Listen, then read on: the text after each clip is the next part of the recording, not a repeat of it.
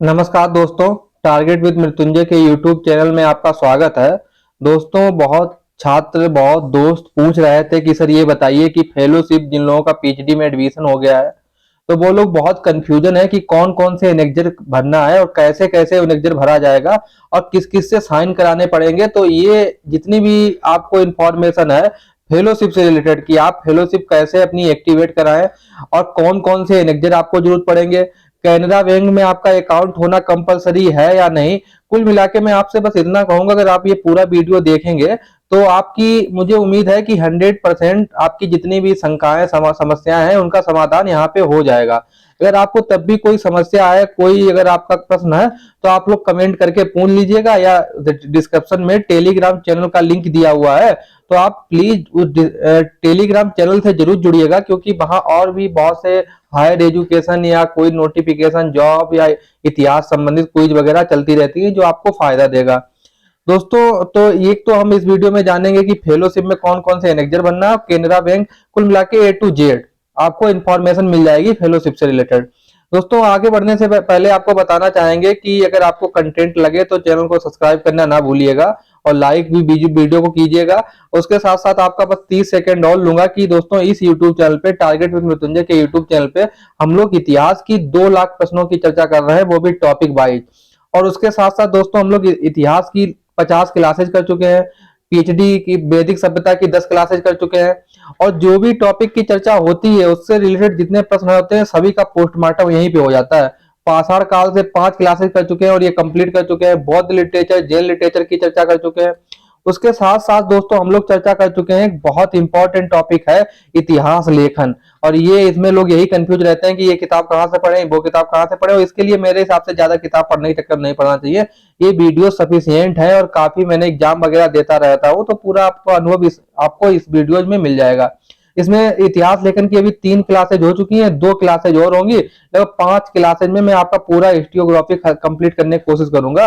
और ये 3 क्लासों में हमने आपको क्या बताया, साम्राज्यवादी इतिहास लेखन क्या होता है, प्राच्यवादी इतिहास लेखन क्या होता है, उपयोगितावादी इतिहास लेखन क्या होता है, राष्ट्रवादी इतिहास लेखन क्या होता है, मार्क्सवादी इतिहास लेखन क्या होता है, और इनसे रिलेटेड जितने भी सभी अभी पिछले सालों में चपरासी खलासी से लेकर जितने भी प्रश्न पूछे गए हैं असिस्टेंट प्रोफेसर तक, सभी प्रश्नों की भी चर्चा कर चुके हैं। अब दोस्तों, हम लोग चर्चा करते हैं जो हमारा मेन टॉपिक था टेलीग्राम। तो मैंने आपको बता दिया कि आप लोग टेलीग्राम चैनल से, डिस्क्रिप्शन में लिंक दिया हुआ है, आप लोग टेलीग्राम चैनल से जुड़े। अब हम लोग दोस्तों टॉपिक पे आते हैं कि अगर आपने पीएचडी में एडमिशन ले लिया है तो आपके 2 प्रश्न बनते हैं कि आप, कुछ लोग, क्योंकि पिछली वीडियो में बहुत लोग कमेंट भी आए थे कि सर ये बताइए कि फेलोशिप क्या आरडीसी से पहले एक्टिवेट हो सकती है या आरडीसी की बाद एक्टिवेट हो जाती है जब आरडीसी हो जाती है। तो दोस्तों, मैं पहले तो आपको यही बताना चाहूंगा कि जो अच्छी यूनिवर्सिटियां हैं, जिन्हें नेक क्या, जो नेक है, जो यूनिवर्सिटियों के रैंकिंग देती है, जिन्हें ए या ए से अधिक अगर किसी को रैंक मिली है, तो उनमें क्या होता है दोस्तों, बेसिकली जैसे ही आप एडमिशन लेंगे आपकी तुरंत आप फेलोशिप एक्टिवेट करा सकते हैं। लेकिन कुछ यूनिवर्सिटियां ऐसी हैं जिनकी रैंक उतनी अच्छी नहीं है, जैसे Bundelkhand university, Rohilkhand university, Kanpur university. तो इनमें क्या होता है, इनमें आपको जब आरडीसी हो जाएगी तभी आप अपनी फेलोशिप एक्टिवेट कराने की पॉसिबिलिटी होती है। अधिकतर तो ऐसा ही होता है, लेकिन जो अच्छी यूनिवर्सिटियां हैं, आप एडमिशन लीजिए, तुरंत अपनी फेलोशिप आरडीसी से पहले ही एक्टिवेट करा लीजिए। तो आप ये तो समझ गए हैं कि फेलोशिप आरडीसी से पहले एक्टिवेट करा सकते हैं, नहीं करा सकते हैं। अब दोस्तों, मैं आपको बताऊंगा कि कौन कौन से एनेक्जर आपको फेलोशिप में लगेंगे। तो बेसिकली आपको सिर्फ 4 एनेक्जर की जरूरत पड़ती है। एक एनेक्जर 2, एक एनेक्जर 3, एक एनेक्जर 5 और एक एनेक्जर 6। तो दोस्तों, इसमें एनेक्जर 2 है, ये सिर्फ आपको एक बार देना है जब आप अपनी फेलोशिप एक्टिवेट कराएंगे। ये होता है एनेक्जर 2। देखिए, ये यहाँ पे लिखा है, ऊपर यहाँ पे लिखा भी है क्या, एनेक्जर 2। मैंने आपको कौन कौन से एनेक्जर बनाए, 2, 3, और आप चौथा छोड़ दीजिए, फिर 5वां और 6ठा। तो आपको ये 4 एनेक्जर लेने हैं, जिसमें 2 एनेक्जर है ये वाला, ये होता है ज्वाइनिंग रिपोर्ट, और ये सभी को लगाना है, सिर्फ एक बार लगता है जब आप अपनी फेलोशिप एक्टिवेट कराएंगे। तो इसमें क्या है, ये आप लगा देंगे, फिर इसके बाद आपको एनेक्जर 2 की कभी जरूरत नहीं पड़ेगी। फिर आपको कौन कौन से एनेक्जर की जरूरत पड़ेगी, 3 की पड़ेगी, 5 की पड़ेगी, 6 पड़ेगी, और ये कौन कौन से एनेक्जर हैं ये भी बता देंगे। तो आप ये 2 तो देख लीजिए, ज्वाइनिंग रिपोर्ट। यहाँ पे एक अपना अच्छा सा फोटो लगा दीजिएगा, पासपोर्ट साइज, और इसमें आपको क्या करना है, दिस इज सर्टिफाइड, यहाँ पे अपना नाम लिख दीजिएगा कि राहुल सिंह फलाना, joint department of geography, history, economics, doing, आपने एमफिल में एडमिशन लिया है, पीएचडी वो लिख देना है। और किसके कौन सी स्कीम है, आप जीआरएफ स्कीम है तो जीआरएफ लिख देना, ओबीसी की फेलोशिप है तो ओबीसी लिख देना, तो ये आप छोड़ देना, ये आप यहाँ पे अपनी कैटेगरी ओबीसी जनरल मेंशन कर सकते हैं। फिर आते हैं आप नीचे, तो नीचे आपको ये यहाँ पे कितने कॉलम है, एक कॉलम ये है, दूसरा कॉलम ये है, तीसरा ये और चौथा ये है। यहाँ पे आपको जब सेकेंड, सभी एनेक्जर में ऐसा ही लगभग होता है, तो यहाँ पे आपको अपने सिग्नेचर करने हैं, नाम डालना है, डेट डालना है, एवआरडी का नाम डालना है, मोबाइल नंबर डालना है, ईमेल आईडी डालना है, बैंक अकाउंट नंबर डालना है, एफएससी डालना है, आधार नंबर डालना है। अब दोस्तों यहाँ पे प्रश्न आता है कि किस किस के साइन कराएंगे, तो आप अपनी डिटेल तो डाल ही लेंगे, इसमें कोई रॉकेट साइंस है नहीं। सिर्फ दोस्तों दो एनेक्जर ऐसे हैं जिसमें आपको अपने गाइड के साइन कराने पड़ते हैं, बाकी में गाइड किसी एनेक्जर में साइन नहीं करता है, सिर्फ काम होता है सिर्फ एचओडी से।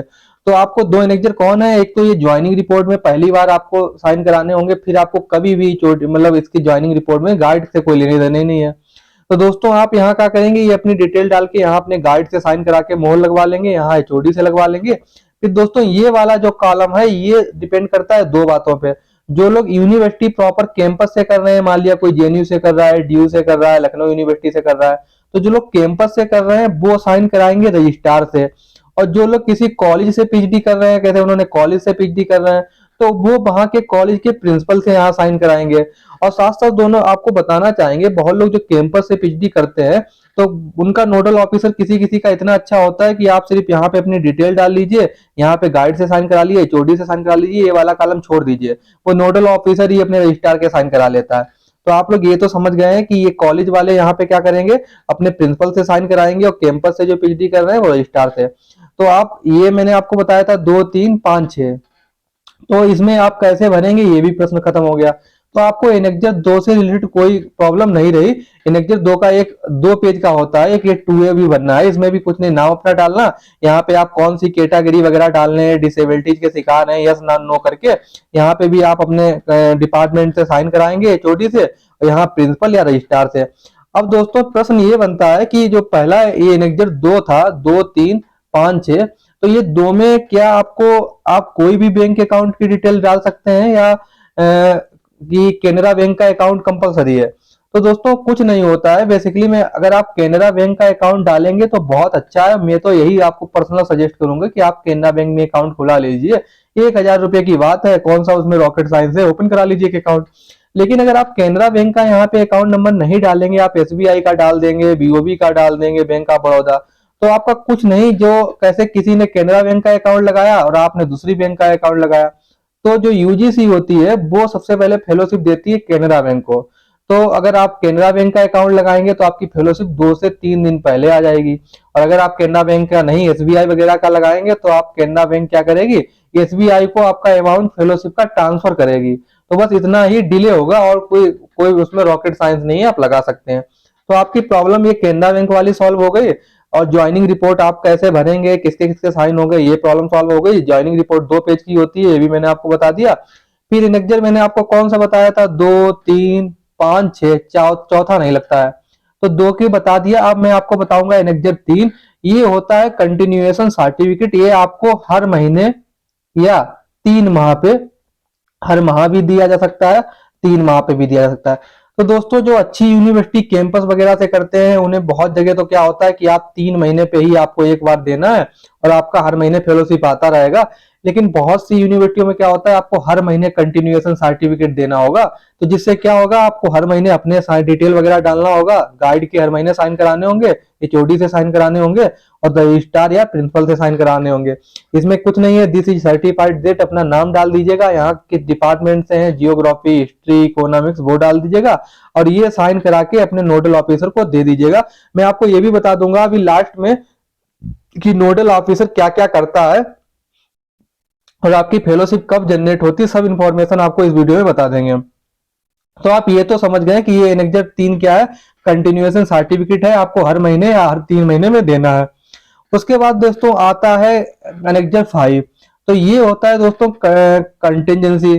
तो कंटिजेंसी क्या होता है, मैंने आपको बताया था फेलोशिप वाले वीडियो में कि 10,000 रुपये महीने, 10,000 रुपये साल किसे मिलते हैं, जीआरएफ को कंटिजेंसी मिलती है, और एसआरएफ को कंटिजेंसी कितनी मिलती है, 20,000 के आसपास।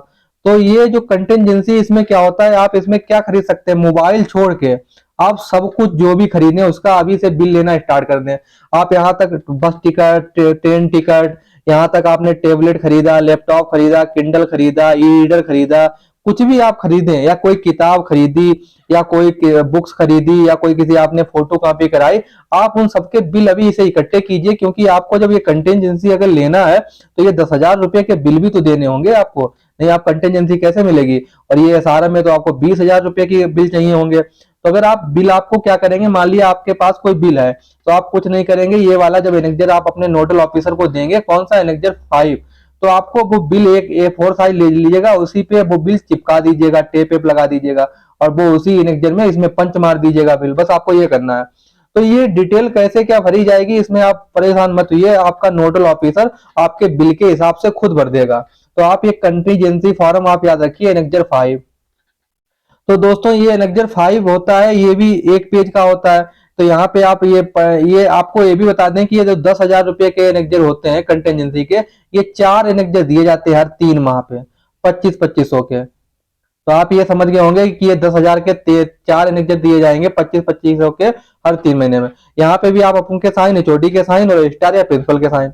अब दोस्तों हम लोग चलते हैं एचआरए में। तो एचआरए का जो छठा ये जो एनेक्जर लगेगा, इसमें आप कोई लोग पीजी में रहता है, कोई हॉस्टल में रहता है, कोई बाहर रूम लेके रहता है, तो आप ये और लगा है, आप अपना अपना वाला वो इस हिसाब से भर लीजिएगा। इसमें भी आप अपना साइन, एचओडी का साइन और प्रिंसिपल, या अब आपके ये तो आप समझ गए होंगे। अब मैं चलता हूं आपके प्रश्नों पे। तो आपका पहला प्रश्न दोस्तों यही है कि आपने कौन कौन से एनेक्जर लेने हैं, दूसरा लेना है, तीसरा लेना है, पांचवा लेना है, छठा लेना है, और आपको दूसरा एक बार लगाना है और तीसरा, पचा, छठा ये तो आपको हर महीने देने हैं या कहीं कहीं 3 महीने देने हैं, 3 माह पे एक देना है, 3 माह पे एक बार देना है और 1 माह पे देना है। तो कहीं कहीं किसी किसी यूनिवर्सिटी में 1 माह पे देना होगा, किसी किसी 3 माह पे देना होगा। फिर दोस्तों कंटिन्यूएशन कंटेंजेंसी पे आपको बता दें, तो ये जो 10,000 रुपए की फेलोशिप मिलती है, तो आपको ये कंटेंजेंसी वाला लेक्चर 3 माह पे एक बार देना है, हर 3 माह पे। तो इसमें आपको कितने कितने के बिल देने होंगे, हर 3 माह पे 2500 के बिल देने होंगे। तो हर 3 माह के हिसाब से एक साल में 4 2500 के बिल जरूरत होंगे, तो आपको 4 बार ऐसे ये कंटेंजेंसी वाले लेक्चर देने होंगे। तो और ये तो आप समझ ही गए हैं, आप आपका मैंने क्या क्या प्रॉब्लम सॉल्व आउट कर दी, आप यहाँ पे एक बार रिवीजन कर लीजिए। तो दोस्तों मैंने आपको बताया कि कौन कौन से एनेक्जर लगेंगे, दूसरा लगेगा, तीसरा लगेगा, पचा लगेगा, छठा लगेगा, कैसे भरना है। अब मैं आपको ये बता दूं कि आप फेलोशिप क्या करेंगे, आप ये सभी एनेक्जर भर के क्या भर लेंगे, इसमें आप अपने सभी डॉक्यूमेंट लगा लेंगे और जितने भी आप डॉक्यूमेंट लगाएंगे वो सब सेल्फ अटेस्टेड कर लेंगे, क्योंकि वो नोडल ऑफिसर आपसे कहेगा सेल्फ अटेस्टेड कीजिए। फिर आप अपने ये जो जितने भी एनेक्जर हैं सब आप भर के अपने नोडल ऑफिसर को दे देंगे। तो नोडल ऑफिसर क्या करता है, नोडल ऑफिसर का एक अकाउंट होता है, जैसे आपका फेसबुक अकाउंट होता है या कोई भी अकाउंट होता है, आप उसमें अपनी यूजर आईडी पासवर्ड डाल के उसे लॉगिन कर लेते हैं। इसी प्रकार नोडल ऑफिसर का एक मतलब एक अकाउंट होता है यूजीसी का। तो वो नोडल ऑफिसर का जो अकाउंट होता है उसे 2 आईडी से, उसके 2 अकाउंट होते हैं और दोनों से वो तुम्हारी फेलोशिप एक्टिवेट करेगा। तो जो पहले अकाउंट जो उसके जो दोनों ये अकाउंट हैं, ये प्रत्येक मंथ की 1 से 15 तक उसके अकाउंट लॉगिन होता है और इसके बाद वो लॉगिन नहीं कर सकता है अपना अकाउंट। तो आप अगर 1 से पहले दे दें तो अच्छी बात है, नहीं 1 से 15 के बीच में ही अपने ये सभी एनेक्जर दे दें। अगर आपने 15 के बाद एनेक्जर दिए तो आपके अगले महीने ही आपकी फेलोशिप एक्टिवेट हो पाएगी, क्योंकि जो नोडल ऑफिसर होता है उसका 1 से 15 के बीच में ही वो लॉगिन होता है। तो आप अपने ये जितने एनेक्जर दे देंगे, वो नोडल ऑफिसर क्या करेगा, आपके सिर्फ ज्वाइनिंग रिपोर्ट ही वो इसका स्कैन करके आपका यूजीसी की वेबसाइट में एक आपका अकाउंट बना देगा और अपलोड कर देगा सभी आपके डॉक्यूमेंट। फिर होता क्या है दोस्तों, अब जब आपका ये अपलोड हो गया, मान लिया उसने 2 तारीख को ये काम किया और आपके सभी डॉक्यूमेंट यूजीसी पे अपलोड कर दिए, फिर वो एक दूसरे अपने अकाउंट से कुछ प्रोसेस और करेगा और आपकी जितनी भी फेलोशिप है वो स्टेटस में अप्रूव्ड दिखाएगी, अप्रूव्ड। और ये जब अप्रूव हो जाएगी समझो आपकी फेलोशिप आने की कगार पे है। फिर 16 तारीख को क्या होता है, हर महीने की 16 तारीख को ये होता है कि यूजीसी का एक सॉफ्टवेयर है, वो आपकी जो ये नोडल ऑफिसर ने आपकी फेलोशिप अप्रूव की है, ये 16 तारीख को ऑटोमेटिक जनरेट हो जाती है, ये कंफर्म है। जैसे ही 16 तारीख होगी आपकी फेलोशिप, आपके अगर आप स्टेटस में चेक करेंगे तो आपकी फेलोशिप हर महीने की 16 तारीख को जनरेट हो जाएगी। और जब ये 16 तारीख को जनरेट होगी उसके अगले महीने 1 से 10 तारीख के बीच में आपकी फेलोशिप आपके अकाउंट में आ जाएगी। तो ये हो गया प्रोसेस। अगर आपको कोई तब भी कोई प्रॉब्लम अभी समझ में ना आ रहा है तो आप लोग मुझे टेलीग्राम पे मैसेज कर सकते हैं। थैंक यू दोस्तों, फिर किसी अन्य वीडियो